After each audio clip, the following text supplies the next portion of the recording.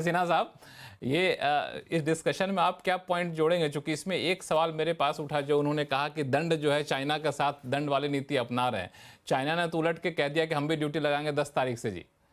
इसका अब चाइना ने कह दिया तो कई देश और भी सोच रहे होंगे कि अच्छा चाइना कर ही रहा है, चलो मैं भी साथ हो लेता हूँ। तो ये तो नया tariff war, trade war type से छिड़ जाएगा। इससे तो बाजार कहाँ देखिए, जाएगा? तो चूंकि एफआईआई फ्लोज के बारे में चर्चा हो रही थी, तो मैं एक हम्म। पॉइंट इस कॉन्टेक्स्ट में रखना चाहूंगा कि देखिए, भारत में जो एफआईआई का फ्लोज आता था, वो भारत हम्म। स्पेसिफिक कम आता था। इमर्जिंग मार्केट में भारत का एक हिस्सा होता था, वो आता था। ये जो हम्म। टैरिफ इम्पोज किया गया है, उसमें हम्म। हमारे साथ बाकी जो इमर्जिंग इकोनॉमीज हैं, उन पर आघात ज्यादा है, हम पर आघात हम्म। कम है। हम एक डोमेस्टिक हम्म। ओरिएंटेड इकोनॉमी है, और हम जो पिछले कैलेंडर ईयर 2024 में जो सेटबैक्स थे, जैसे सरकार की इलेक्शन के कारण बैकफुट पे चले जाना, उसके बाद बहुत सीवियर समर, उसके बाद बहुत ही सीवियर मॉनसून, उसके बाद ऐसा उम्मीद किया जा रहा है कि कैलेंडर ईयर 2025 में हमारी स्पेंडिंग कंजम्पशन पहले से ज्यादा बढ़ेगी। और चूंकि हम पे टैरिफ के कॉन्टेक्स्ट में भी हम बाकी इमर्जिंग देशों से बेटर हैं, तो मुझे लगता है कि देखिए, इमर्जिंग मार्केट्स का एलोकेशन तो बना रहेगा। डॉलर अगर डिप्रिशिएट कर रहा है, तो वो भी एक इंसेंटिव होगा फ्लोज के लिए। तो मेरे ख्याल से भारत का केस ज्यादा स्ट्रांग बनता है फॉर अट्रैक्टिंग एफआईआई फ्लोज। दूसरी बात जो इसी कॉन्टेक्स्ट में रही कि एफआईआई की जो आउटफ्लोज रही है, उसका अगर आप ट्रेजेक्टरी पिछले 3-4 महीनों में ट्रेस करें, तो वो रुपी के डिप्रिसिएशन और एफआईआई के आउटफ्लोज का बिल्कुल समांतर सा रिश्ता रहा है।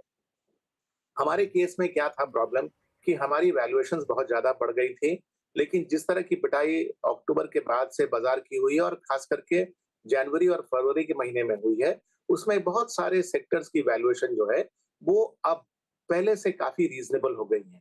और अगर ग्रोथ का ट्रेजेक्टरी बढ़ जाता है इस आगे के 2-3 क्वार्टर में, तो ये वैल्यूएशंस और भी ज्यादा अट्रैक्टिव हो जाते हैं। तो मेरे ख्याल से भारत का एक इन्वेस्टमेंट केस बनता है।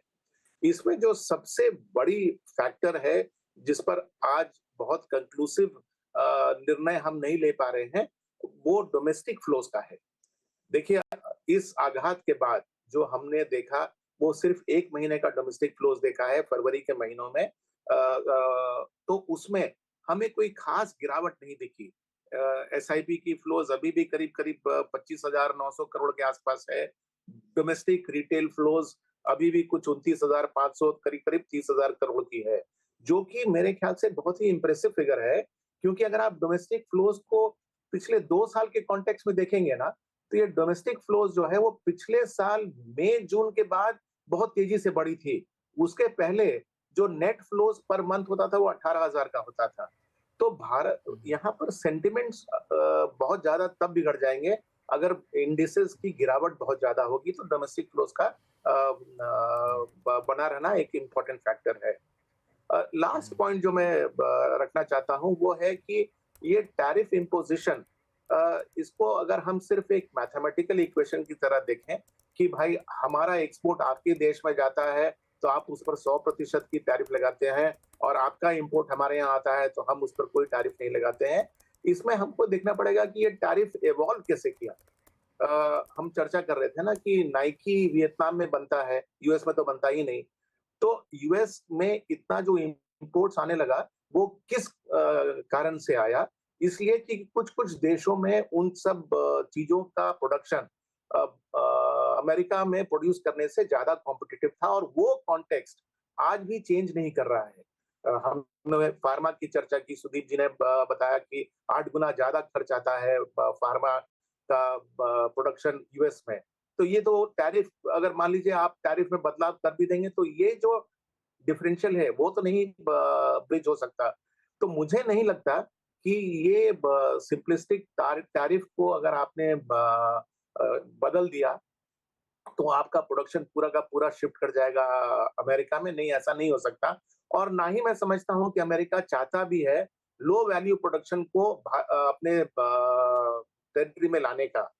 तो मेरे ख्याल से, जैसा कि मैंने पहले भी कहा, नजरें कहीं और है, निशाना कहीं और लगा है। वो मेरे ख्याल से लेकिन इसको ज्यादा यूज करेंगे बायलैटरल ट्रेड्स को नेगोशिएट करने के लिए। और जो दो मुख्य हाँ, मुद्दे हैं, जैसा मुझे लग रहा है, जो दो मुख्य हाँ, मुद्दे थे वो था यील्ड्स को नीचे लाना और डॉलर को हम्म, डिप्रिशिएट करना, वो वहां पर वो सफल हो गए हैं। अ, अ, चौथी जो एक कॉन्टेक्चुअल चीज है कि सारे रिलेशनशिप सिर्फ ट्रेड पर तो निर्धारित नहीं है ना। यूएस हम्म, एक जियोपॉलिटिकल फैक्टर है और उसमें बहुत सारा ये लेन बहुत देन बड़ा फैक्टर है। बियॉन्ड भी जाना पड़ता है। तो अगर हम्म, आप कह रहे हैं, उदाहरण के तौर पे मान लीजिए कि हमारी टैरिफ 26 से बढ़ाकर वो 35% कर देते हैं, तो आपको क्या लगता है कि जो हमारी रिलेशनशिप यूएस के साथ है आज इतने अच्छे स्तर पर, क्या वो उसी स्तर पर हम मेंटेन कर पाएंगे? क्या हम दूसरे दोस्त नहीं खोजेंगे? तो इसीलिए मुझे लगता है कि एक सैनिटी जरूर आएगा। शॉर्ट टर्म में हमको ये झेलना है, क्योंकि ना जब बहुत जोर की बारिश होती है और आपका छाता फट जाता है, तो आपके लिए कोई उपाय नहीं हम्म, है, आपको बारिश में भीगना पड़ता है। तो आज हम उसी फेज हम्म, में से गुजर रहे हैं। बिल्कुल, ये छाता फट गया है, बारिश में भीगना पड़ रहा है, तो कहाँ कोई शेल्टर का कौन सा ले लें, इस पर चर्चा करूंगा, आप सभी से राय लूंगा। लेकिन अभी वक्त है ब्रेक का, ब्रेक के बाद जल्द लौटते हैं, कहीं जाइएगा नहीं।